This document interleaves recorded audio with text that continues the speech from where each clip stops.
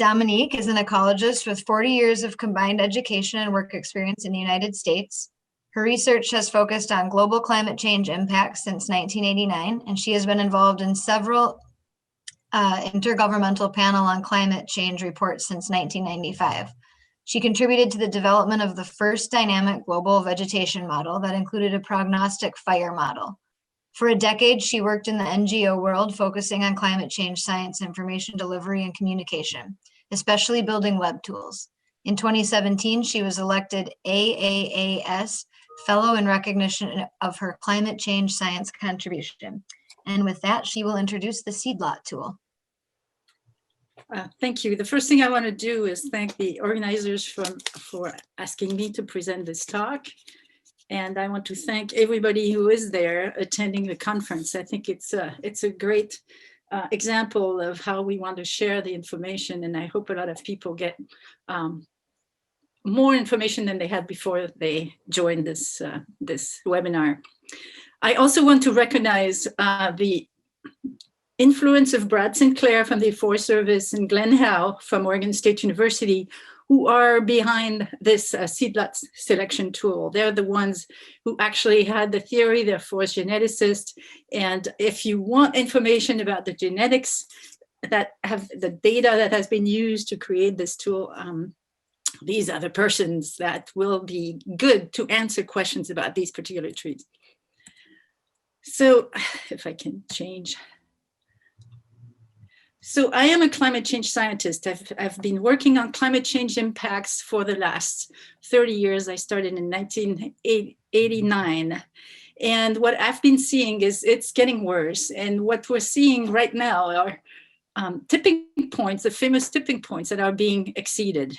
We know that the Arctic ice is disappearing. Now it sounds, like, oh, well, yes, we know the Arctic is disappearing. What is happening is because it's disappearing, it has an impact on global climate. So it's actually making warming worse. And we've seen in the last few years, huge heat records broken around the world.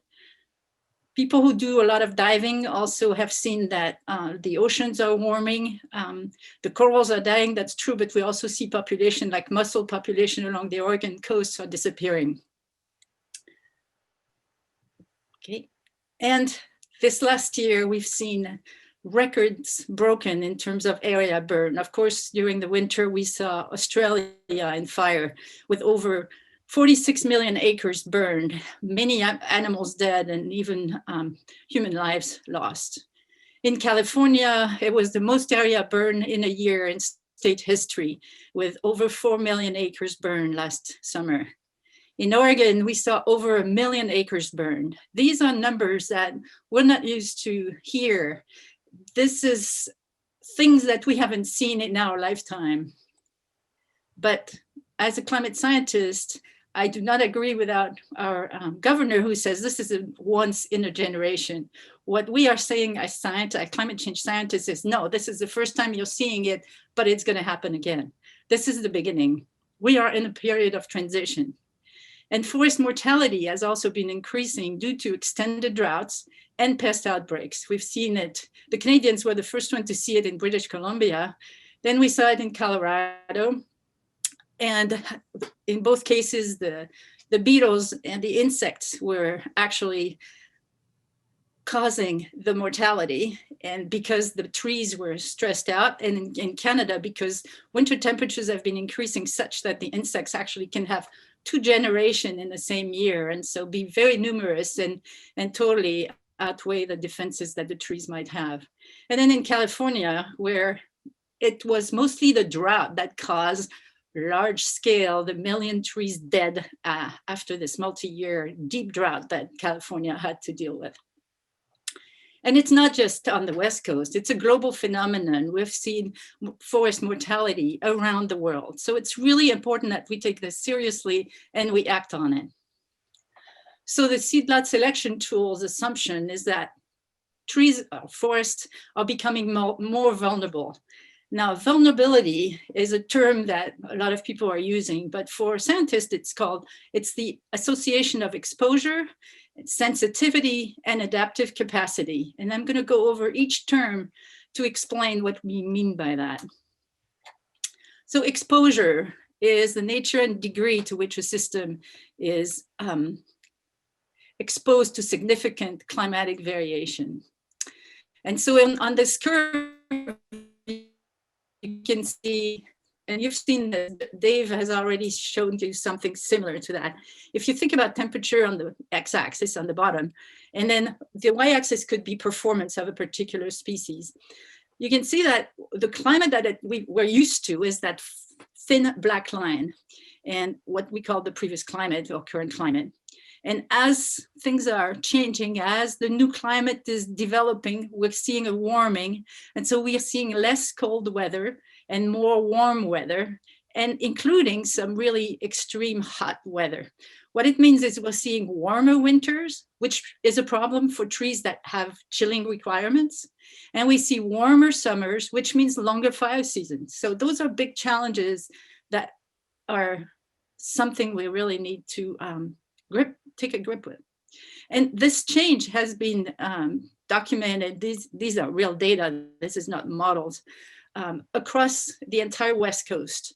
So the top line correspond to summer temperature. So the average temperature, average maximum temperature between June and August, and the lower graphs in blue are minimum temperature from January to March, the winter cold temperatures. And all the graphs go from 1900 to 2020. So it's the entire 20th century plus the first 2 decades of the 21st century. Now the values on the y-axis vary, but you can see, of course, the first column is Washington State, the second column, Oregon State, and the third column is California. And what you're seeing is an increase in warm summer temperature across the entire West Coast. And more importantly, for trees, we're seeing a warming winter across the entire West Coast. And that increase has been leveling off in Washington and Oregon, but it's still increasing in California. And what happens in California is likely to move northward with time. And something you need to look at also is the variability. We have a lot of natural variability, which actually confers a lot of resilience to the plants and animals who live in the Pacific Northwest, because we get very dry summers, very hot and dry summers, and lots of wet, cool winters. And so the plants are already used to this large variability, which really helps. So for Oregon, if you know, but the 5th Oregon Climate Assessment was just published a couple of weeks ago. And so I just pulled off the graphs that showed changes in temperature and in precipitation, but these are annual means. And what the climate models are simulating will happen in the future. So this is the change in temperature from an average calculated between 1970 and 1999. And so you see, of course, it's lower before 1970 and 1990, before the 1990s. But then since then, we're seeing an increase. And you can see there's no blue bars. So it's like the variability of the temperature, of the mean temperature, is not happening. We're getting warmer, and the cold is getting less and less frequent. And of course, the climate models are showing an increase much more dramatic than what we've seen so far. For precipitation, on the other hand, you see plenty of variability and no real trend. And so in the future is uncertain, and you knew this before. So below, I've put little cartoons of how climate models are built. They started, the first climate models were in the mid-70s, and the real interest was what was happening in the atmosphere.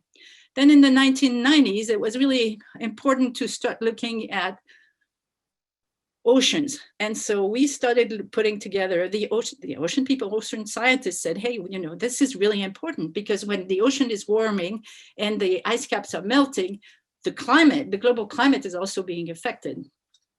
And as we go on with time, we eventually go from global climate models to Earth system models, very complicated, with dynamic vegetation, with disturbance such as fire, and feedbacks to the atmosphere, trying to really understand how everything is hooked up together, and how one thing such as fires or emissions, anthropogenic emissions, are really affecting the climate and the trends that we're going to be observing in the future. So the Seedlot source tool illustrates what we call exposure. It's a handy dandy tool that enables you to pick the location where you are And you want to know, for example, where similar climate to where you live exists. So you click on it, you select your objective, which is what is the climate? Where are places on this map that correspond to the same climate where I live here? And so you select your location, you click on it, you have this little blue dot, and then it will show you the region that corresponds to that. And it can be a seed zone. And then you actually pick a climate scenarios in order to see how is that climate going to change. And so it's a very easy tool to illustrate what you're going to be up against. So let's see again. So you have picked this particular point, which, for example, is the Stossel Creek Restoration Project. And I have been working with my friend Brad Sinclair, who gave me this particular site and said, you know, this is really a success story. We're working on it and we're using the tool. So let's try Stossel Creek. So we're looking at the climate of the 1960s to 1990. So a big 75, 8, 1980. So you pick your point, it shows you all the elevation zones that have that sort of climate and the seed zone that corresponds to that point. So you select the climate variable, and in this case, it's the mean cold month temperature. I've put the definitions right there, because we know that if you focus on Douglas fir, for example, in this case, cold temperature is really important. And then the annual heat moisture, which is an index that has temperature over precipitation. So when it gets hot, how much moisture do the trees still see?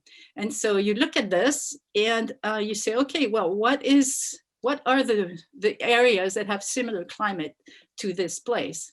And this is the map that you see. So in the 70s, 80s, all these places had similar climate. And the darker, the closest to that particular climate at that particular site. Now, what will it be in the future? You want to see, you know, things are warming up. So how is the climate of the future going to be represented in your region, or is it going to be represented elsewhere? So in this case, you see that inside your seed zone, there's very little. There's going to be some areas that will have a similar climate, but it's not a full match. The full match is really dark orange. But if you look at the entire West Coast, you see that actually the full match is Southern Oregon and Northern California. So your climate is going to change for something that you live with today in the Puget Sound, but in the future, and this is in the 2050s, your climate, what you're going to be living in, is going to be very similar to what it's like in Ashland or in Northern California. So it's definitely getting a lot warmer. And this particular tool really helps you visualize this. So of course, we're talking about riparian restoration and riparian ecology here. And so we know that refugia exist that actually reduce exposure. And refugia are areas that remain relatively buffered. In other words, they create their own microclimate, which can be decoupled from a regional climate.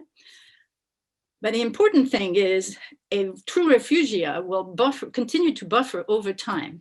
And that will enable the persistence of physical, ecological, and social cultural resources that are really important.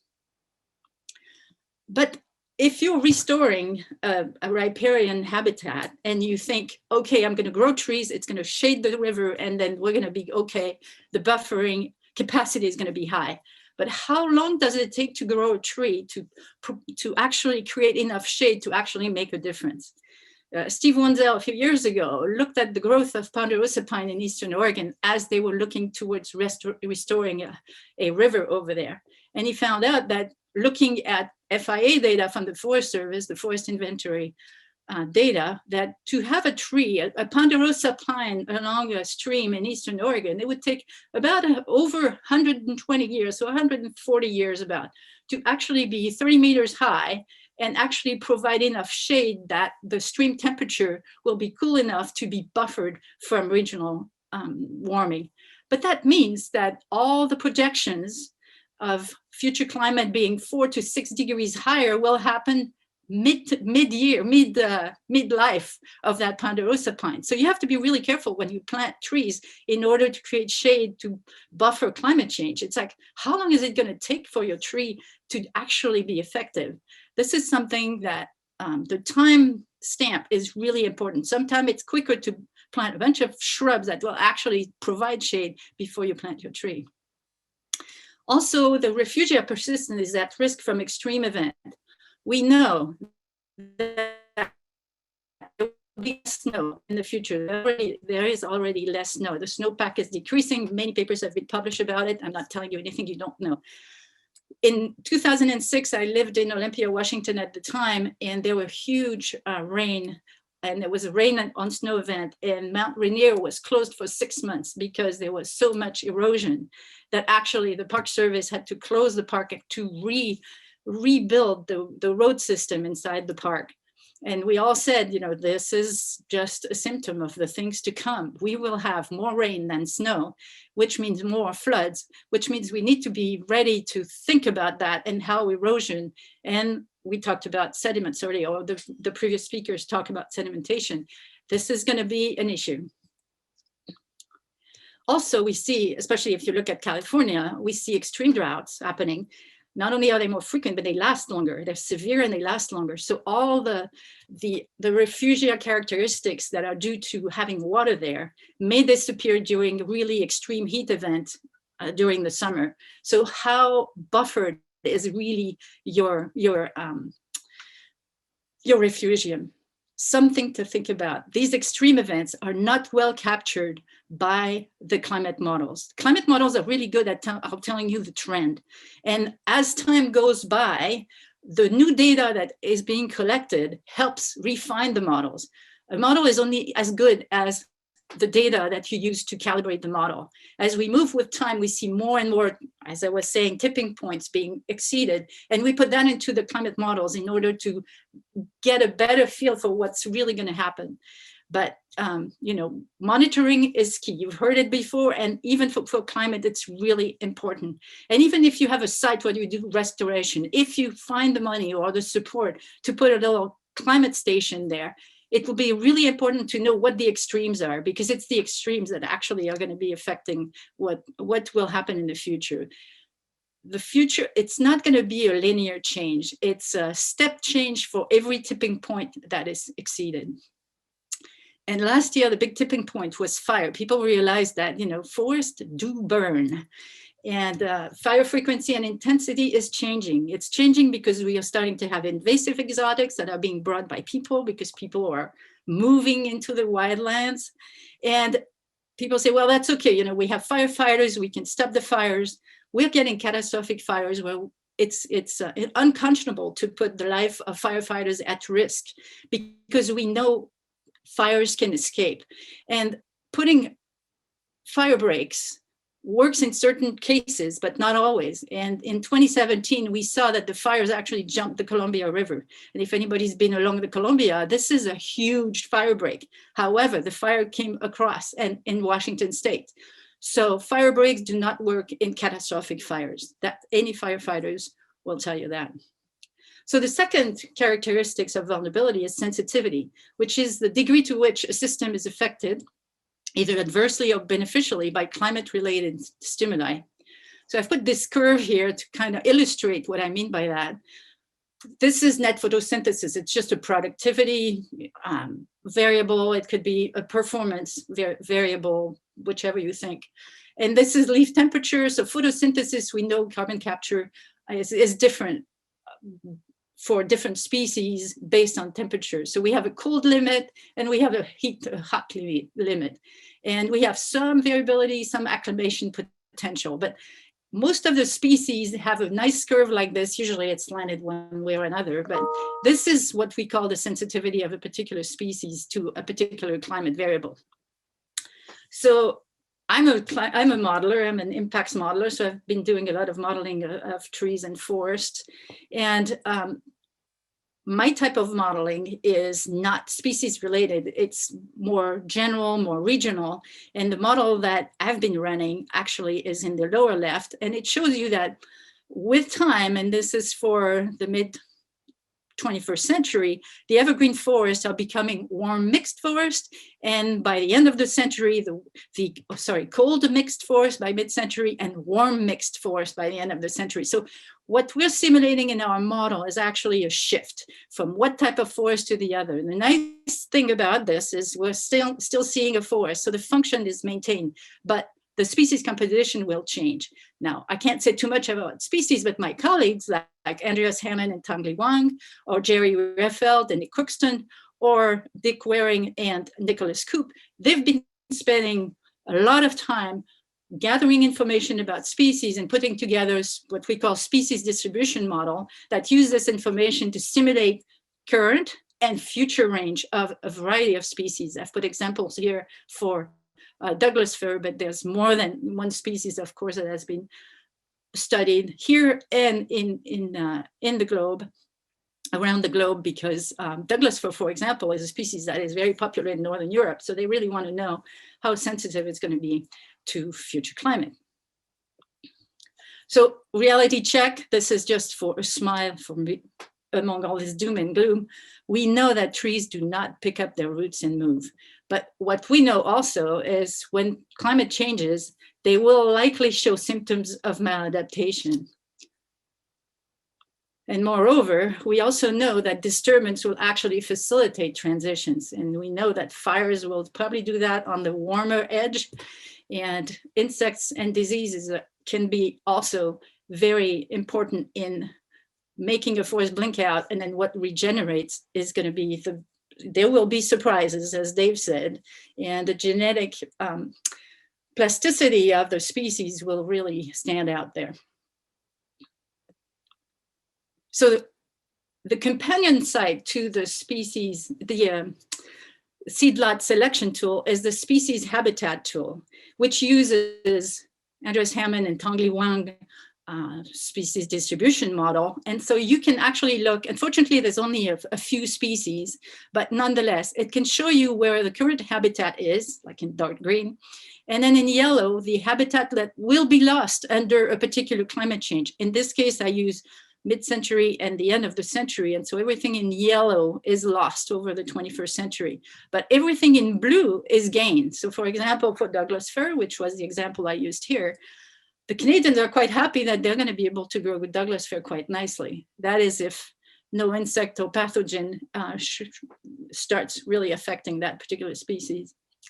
But remember something, models are not made to fit the data, but to sharpen the question. So they are tools, just like the web tool, the Seedlot selection tool and the species habitat tool. We need to think about it as something to broaden our minds, to think ahead, to think about the future and engage and think about what might happen and how we could act about it. So one of the questions you could ask was, will the climate of the restoration site where I work support whatever species you're interested in the future? And if, for example, if you're thinking about Douglas fir along a particular stream, check out that site and look at the areas in yellow. If your site is in a yellow area, I would say hedge your bet and think about another species or really something that will be unlikely blinking out with the future. So there's a lot of caveats about this, obviously. And so it's a model, there's lots of uncertainty, but nonetheless, if a model made by people who actually have done a lot of field work and know quite a bit about the characteristics of that particular species tell you that it's likely that it's going to be extirpated in the future, I would say pay real attention that how much resources you may put into getting that species in that particular place. The third characteristic of vulnerability is adaptive capacity. We know that trees can adapt. So it's the ability of a system to adjust to climate change, including climate variability and extremes, to moderate potential damages, take advantage of opportunities, or cope with consequences. So for example, all the trees, when it gets hot, close their stomates so they don't lose as much water. They do that, and they can actually be carbon starved because the stomates are also where the carbon dioxide comes in and they capture carbon. However, with high CO2, they can close their stomate almost entirely and still have enough CO2 to not starve. So it's a nice adaptation. They close their stomata to stop losing water, but they keep them still a little bit open because there's so much carbon dioxide, especially at the end of the century, that they will not have to have these stomates totally open. Now, if the drought is particularly severe, they will have to stop their stomate. Otherwise, they could get embolism because they're going to be pumping the water up so fast that they won't be able to keep up with the dryness of the air. Another adaptation is when you have an insect outbreak, most healthy trees will actually pitch out the beetle, for example. This is a well-known adaptation. However, when the population of beetles suddenly doubles because winter temperature has increased sufficiently so that the beetle can have 2 generations in 1 year, the tree can be overwhelmed. And so one thing that the term that you will hear once in a while is climate velocity. We see the climate changing, and the change, the rapidity at which your average conditions are changing is the challenge. Can the trees, can the individuals keep up with the change in climate? So this is an example of coping with climate change. We all know that some populations respond to fall cold damage more than others. So a tree from the top of the Olympics, high elevation cold, will not be damaged by a very cold fall. But if you're in Northern California and you get an early freeze in the fall, those plants are not going to do very well. Conversely, bud burst will happen a lot sooner in the South than in the Olympic National Park, for example, because you could have a late frost that could kill your buds. So the plants are adapted to that sort of phenology. But chilling requirements are really important for some species like Douglas fir. So you want to have cold winters. And when it's getting warmer, they may actually bud earlier and then be at danger of having late frost damage. So this is work that has been done, that was done by Connie Harrington in Olympia Forest Service and Peter Gould. And what they've done is using the information that they had collected in the field, looking at the resilience of those species. So for example, for Doug fir, when you look at bud burst, you see that under the climate of the 2080s, the region in Washington, Oregon, and Northern California, or the Sierras, the bud burst will happen earlier. And if you look at the bar here, which I know is small, but anyway, it's starting to be yellow. The yellow is about 2 months earlier. So by the end of the century, the bud burst will happen about 2 months earlier. Now in California, where things are already quite hot, there's a demarcation there. There's a tipping point. Because it's already hot, it won't go earlier. It will not go earlier, but it's actually going to wait. It's like, I'm going to anthropomorphize here, but I'm going to say the trees are actually waiting for more cold days, and it's not happening. But so they're waiting until it's too late, and then they just start bud burst. So it's two very different behavior, but that's adaptation to a warming winter. So it's just one example, well documented. So species with low adaptive capacity or slow adaptive capacity should be considered for protection or facilitated migration. We just had a beautiful talk about genetic variability and migration, assisted migration issues. So small populations that are very local, that may be at risk of extirpation with future climate, that are in refugia, that are disappearing because it's in the middle of a zone that will burn much more frequently, or that populations at the trailing warm edge of the range, or the range is totally fragmented with urban areas, wildland-urban interface, or the species has a very low fecundity, or there's actually introduced insects or diseases that are actually getting the best of that particular species. So then consider assisted migration. So there's different types of migration. You saw this beautiful graph that showed how complex it is. The Canadians actually have 3 definitions, which are simplifying the whole thing. First, you can move a species within its established range, and that has a low risk. And this is what the Seedlot selection tool can really help you with. You can look at where inside your seed zone, for example, you can move things about. And then you have assisted range expansion. So you move your population or your species just outside its range. And the species habitat tool will show you where that blue zone is on north of or uphill from the current range of that species. So don't move it too far, but it's an intermediate risk. So you will have to be very careful about that.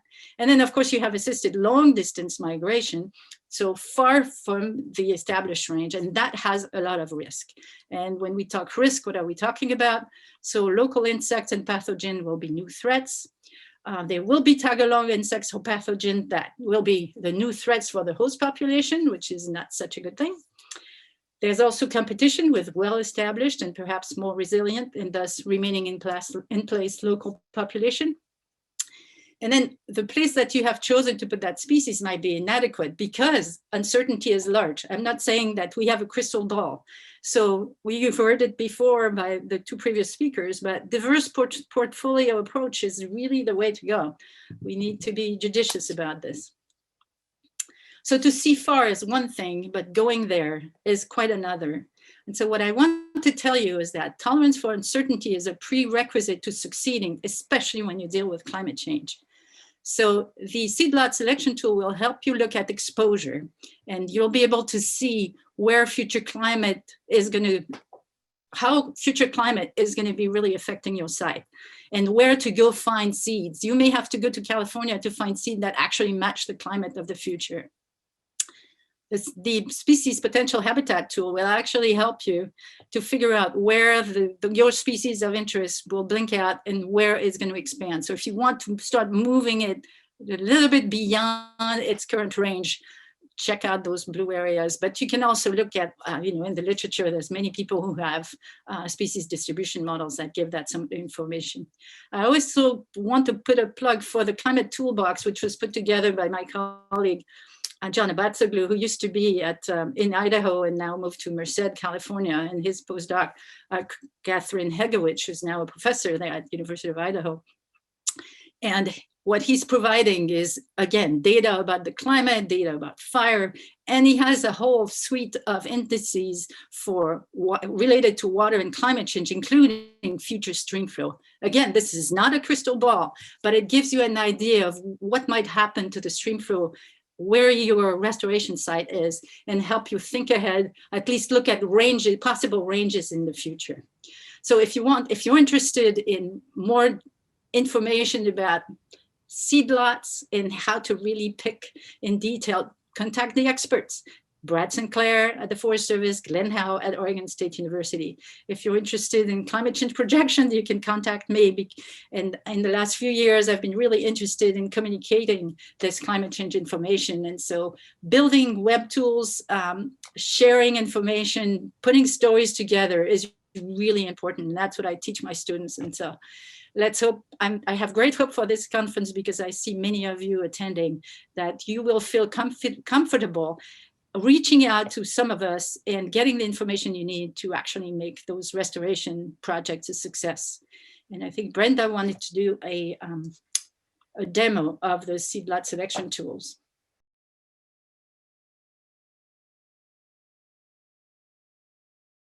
Okay, so I have a site that's right here on the Skagit River between Hamilton and Concrete that I wanted to see what area the Seedlot tool thinks I should source seed from. So first I click on it. Yep. Set point, okay. And then you have the option of finding seedlots or finding planting sites. So we're looking for seeds for this site. So we're finding seedlots. And you've asked for an automatic region, which is the Western US. So if you were looking at the entire West Coast, you would see that the Western US region is actually highlighted. There's a boundary. You don't need to go there, but it's automatic, so it's doing it.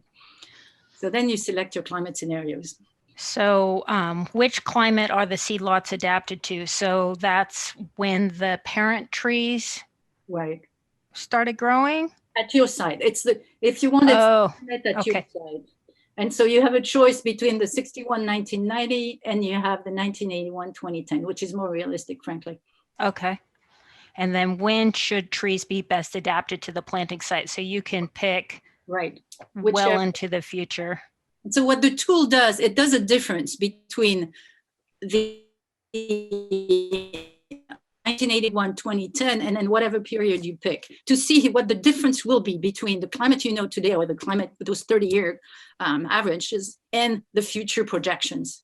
And then the RCP 4.5 is a low emission scenarios, and the 8.5 is a high emission scenario, which is more realistic, frankly, much more realistic. Okay. So the 4.5 would be if we get our act together and really Yeah. start to turn things around. Yes, and we know we can do it. I mean, the pandemic has showed us that, you know, emissions in the US went down 20%, but everybody's really worried about when the pandemic is over and the resurgence of emissions. And then select transfer limit method, custom or zone. Try zone. Okay. So it's a little bit easier. So you can use a species. Yeah. Okay. Generic species. Okay. And then we're just looking at climate first. So just go generic. Okay. And for a variable, so let's see, you pick the cold month temperature. Yeah. The coldest month temperature, which is really important for trees. Yeah, I And heard then- that drives adaptation. Yeah, adaptation. Yeah. And but transfer limit, according to Brad Sinclair, 2 degrees is a good number. So when you go next to the variable here, put a 2 degrees. Okay. 2 degrees is good. And then the yeah. So you can add as many variables Correct. as you want. and you can use only one, and that'll tell you, you know, how cold your winters are going to be.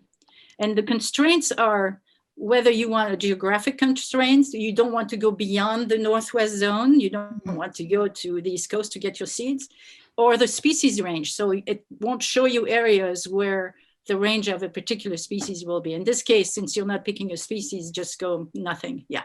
And Okay. then it won't let you. That's interesting. Okay. Did we miss something? Live demo that these things happen. Okay. Well, try to apply a constraints, geographic. Yeah. It still won't do it. Okay. Photo period? No. No. I mean, you can do that too. That's another thing that the tool is able to do. Okay, so applied Seedlot. Okay, you did that. Applied Seedlots, automatic. Sometimes try custom and see what we can do with the custom. Okay. Okay, custom. Is it available to the public? It is available to the public. It's free. And when something like this happens, the best thing to do is you go back to the beginning and refresh the page and start again. Because sometimes when your internet is slow and you haven't waited long enough for the zone to actually really establish itself on the web, it can give you trouble. So you have to be slow, patient, and do it again when it doesn't work.